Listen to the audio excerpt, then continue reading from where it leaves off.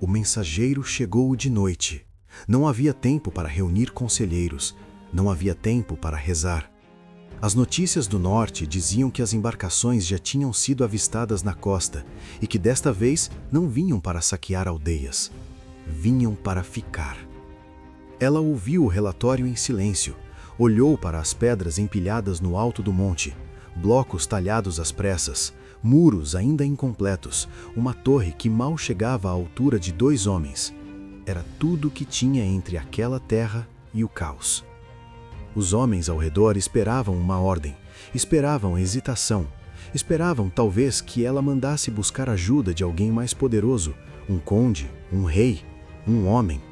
Ela não mandou. Não esperou amanhecer. A ordem foi simples e imediata. Os muros tinham de ficar de pé antes do sol nascer. Ninguém sabia, naquela hora, que aquela decisão tomada no escuro iria proteger não apenas uma cidade, mas a ideia de um país que ainda não tinha nome. Ninguém sabia que o castelo erguido por aquela mulher seria décadas depois o lugar onde um jovem príncipe proclamaria a independência de uma nação. E poucos sabem quem ela era. O século X não era um tempo para mulheres governarem sozinhas. Era um tempo de incursões vikings pelo Atlântico, de cavalaria muçulmana invadindo pelo sul, de condes que morriam em batalha antes dos 40 anos. Era um tempo em que o poder se media com espadas, e as mulheres simplesmente não as empunhavam. Mumadona Dias empunhou outra coisa: o documento, a pedra e a decisão. Condessa do condado portucalense em meados do século X, ela governou sozinha após a morte do marido, numa região de fronteira, permanentemente ameaçada, sem a proteção de um rei próximo que pudesse socorrê-la.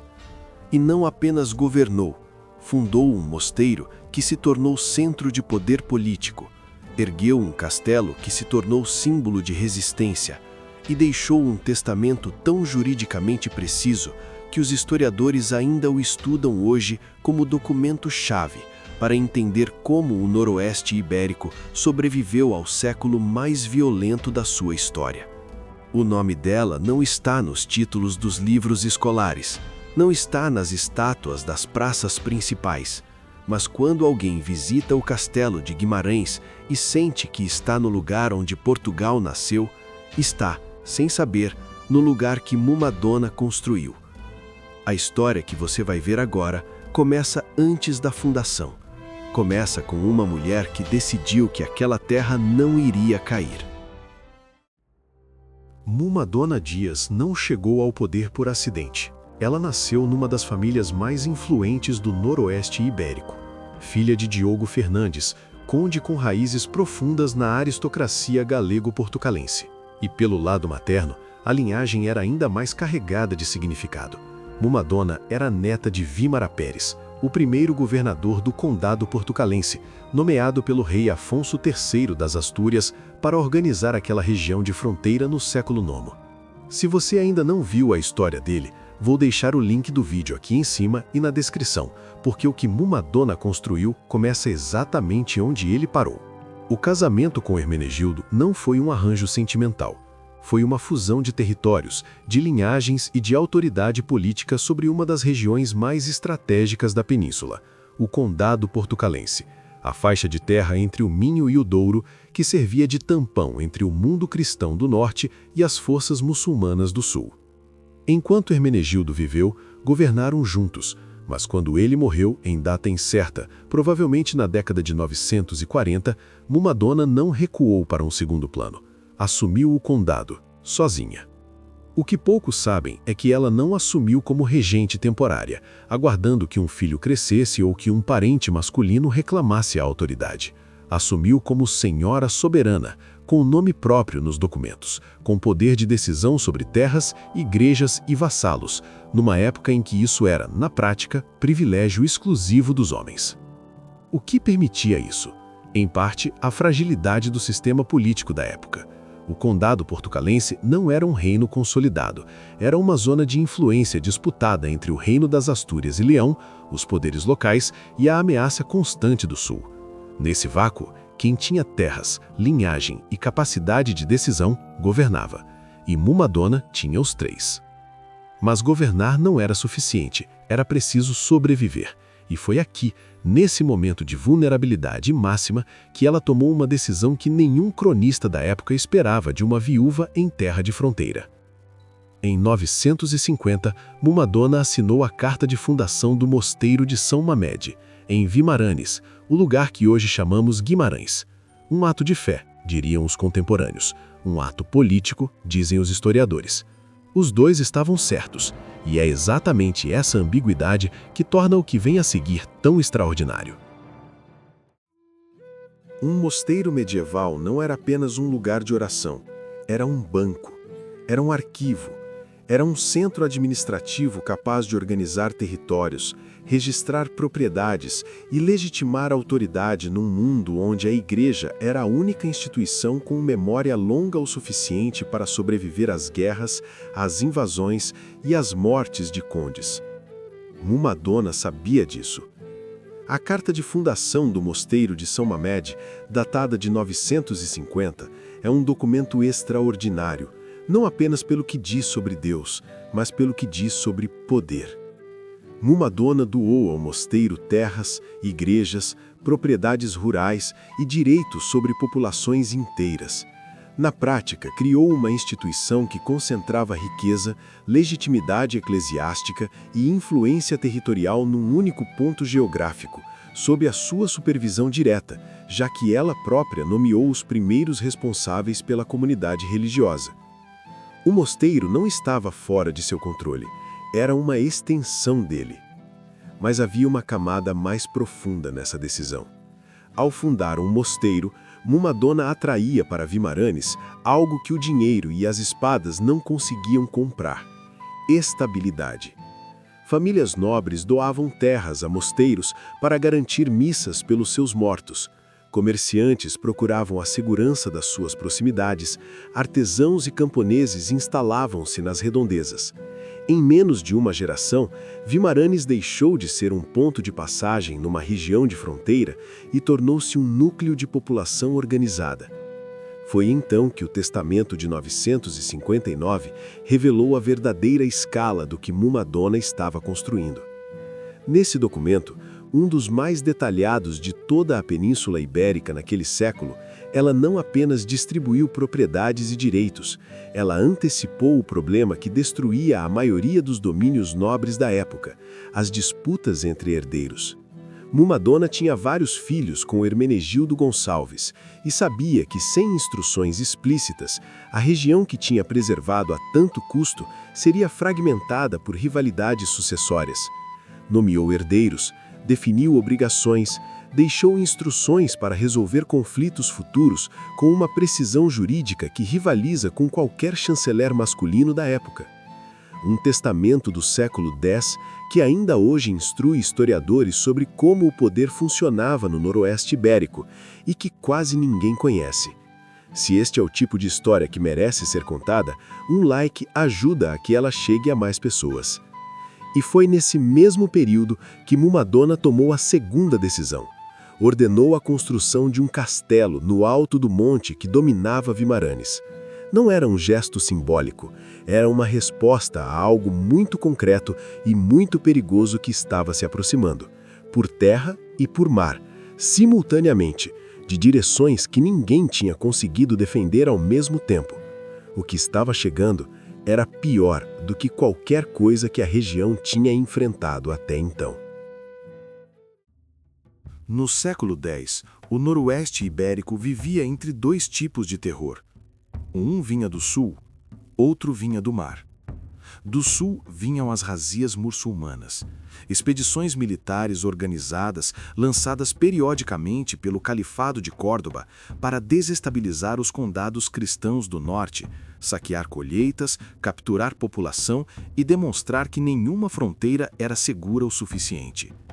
Não tinham como objetivo conquistar permanentemente, tinham como objetivo paralisar. Manter os reinos cristãos do norte em estado permanente de exaustão, incapazes de se consolidar, incapazes de avançar para o sul. Do mar vinham os normandos. Entre 966 e 968, uma frota normanda devastou a costa atlântica ibérica com uma brutalidade que as crônicas da época descrevem com horror visível.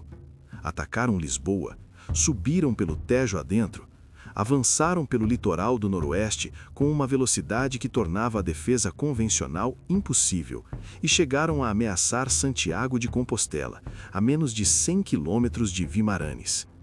Ao mesmo tempo, as razias muçulmanas pressionavam pelo interior sob Abd al-Rahman III e depois al-Hakam II. A região de Mumadona estava encurralada entre dois tipos de terror que raramente davam trégua ao mesmo tempo.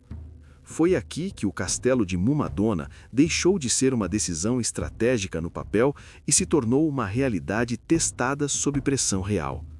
As muralhas incompletas que o mencionamos no começo do vídeo, aquelas pedras talhadas às pressas, aquela torre que mal chegava à altura de 2 homens, eram agora a única separação entre a população de Vimaranes e forças que tinham acabado de devastar regiões muito mais protegidas. O castelo resistiu, não porque era impenetrável, estava longe disso. Resistiu porque Mumadona tinha feito algo que os invasores não esperavam de uma região de fronteira administrada por uma viúva. Tinha construído um ponto de concentração defensiva real, com muralhas suficientes para segurar uma população em pânico e uma posição elevada que forçava qualquer atacante a escolher entre um assalto custoso ou seguir em frente para alvos mais fáceis. As crônicas da época são escassas neste ponto, não registram datas exatas nem o número de confrontos diretos em Vimaranes. O que sabemos com certeza é o resultado. A região sobreviveu, o castelo permaneceu em pé, e a população que Mumadona tinha atraído para Vimaranes através do mosteiro não se dispersou. Numa época em que dezenas de núcleos populacionais do noroeste ibérico foram simplesmente abandonados após os primeiros ataques, isso não era pouco, era na prática um milagre administrativo. Pense no que estava em jogo. Se Mumadona não tivesse construído o castelo, se tivesse ouvido os que achavam o investimento excessivo para uma viúva sem exército próprio, o que teria acontecido a Vimaranes? A resposta mais provável é também a mais incômoda. Não haveria Guimarães, não haveria o berço do país. E o jovem príncipe, que décadas depois proclamaria a independência de Portugal, teria nascido em outra terra, ou não teria nascido de forma nenhuma, porque a linhagem que o gerou teria sido dispersa ou destruída. O castelo de Mumadona não salvou apenas uma cidade, gerou uma possibilidade. Mumadona Dias não viveu para ver Portugal. Morreu provavelmente por volta de 968, segundo algumas fontes. A data exata permanece incerta. O que está documentado é o que ela deixou: um mosteiro em funcionamento, um castelo em pé, um testamento juridicamente sólido e uma região que tinha sobrevivido ao pior que o século X tinha para oferecer. Mas o legado de Mumadona não se media apenas em pedra e pergaminho, media-se em linhagem. Os filhos que ela criou em Vimaranes herdaram não apenas as terras, herdaram a lógica de governar aquela região como um centro autônomo, capaz de resistir sem depender permanentemente da proteção leonesa. Essa autonomia progressiva, construída documento a documento, decisão a decisão, ao longo do governo de Mumadona, foi o solo onde germinaram os condes portucalenses que vieram depois. A linha é direta e verificável. Vímara Pérez foi o primeiro a governar organicamente esta região por delegação do reino asturiano. Mumadona consolidou a sua infraestrutura física e institucional. Os condes que se seguiram expandiram as fronteiras. E no final dessa cadeia, num castelo erguido sobre o mesmo monte que Mumadona tinha escolhido para construir os seus muros, nasceu Afonso Henriques, o primeiro rei de Portugal. Não nasceu por acaso naquele lugar. Nasceu ali porque aquele lugar existia, porque uma mulher no século X decidiu que aquela terra não ia cair e investiu tudo o que tinha, incluindo sua autoridade política e os recursos do condado para garantir que ficasse de pé. há um detalhe que raramente aparece nas narrativas populares sobre Guimarães como berço de Portugal. O castelo que se visita hoje não é o castelo original de Mumadona. Foi profundamente reconstruído e ampliado ao longo dos séculos seguintes. Mas a escolha do monte, a lógica defensiva, a posição que domina o vale, essa decisão original é dela. E o mosteiro que ela fundou em 950 tornou-se, ao longo das décadas seguintes, o núcleo em torno do qual a cidade cresceu. São Mamed de Vimaranes tornou-se Guimarães. O nome que sobreviveu foi o da cidade, não o de quem a construiu. Mumadona não construiu Portugal. Seria anacrônico e historicamente impreciso dizê-lo. Mas foi ela que manteve de pé o lugar onde ele nasceu. Voltemos àquela noite. As embarcações tinham sido avistadas na costa. Os muros estavam incompletos. Os homens esperavam hesitação. Ela não hesitou. E agora você sabe quem era aquela mulher. Sabe o que estava em jogo naquela ordem dada no escuro. Sabe que os muros que ela mandou terminar naquela noite não eram apenas pedra, eram a fronteira entre o caos e a possibilidade, entre o fim de uma região e o começo de um país. Mumadona Dias nunca teve um reino, nunca usou coroa, nunca foi chamada de rainha por nenhum documento. Governou com o título de condessa numa terra de fronteira, num século em que sobreviver já era uma forma de vitória. E mesmo assim, sem exército próprio, sem rei próximo que a protegesse, sem o vocabulário político que a história reserva aos grandes líderes, ela fez algo que pouquíssimos governantes do seu tempo conseguiram fazer. Pensou além da própria vida. Cada decisão que tomou, o mosteiro, o castelo, o testamento, foi calibrada não para o momento imediato, mas para as gerações que viriam depois, gerações que ela nunca veria, num país que ainda não tinha nome. Isso é o que separa os administradores dos construtores de civilizações. Hoje, quando alguém visita Guimarães e lê a frase gravada na consciência coletiva portuguesa, "Aqui nasceu Portugal", o nome que vem à mente é Afonso Henriques, nunca o de uma mulher do século X que mandou terminar uns muros numa noite de invasão, deixou um testamento juridicamente extraordinário e recusou recuar quando todos esperavam que o fizesse. Mas é ela que está por baixo de tudo isso. É o nome dela que devia estar ao lado do de Vímara Pérez, de Afonso Henriques, dos que Portugal aprendeu a venerar como fundadores. Então fica a pergunta: se Mumadona não tivesse resistido, se os muros tivessem caído naquela noite, se Guimarães tivesse sido abandonada como tantas outras povoações do noroeste ibérico naquele século, existiria Portugal? E se ela tivesse falhado, será que alguém ainda saberia o nome dela hoje? Ou continuaria esquecida, como tantas outras mulheres que seguraram civilizações com as próprias mãos e não entraram em nenhum livro? Deixe sua opinião nos comentários.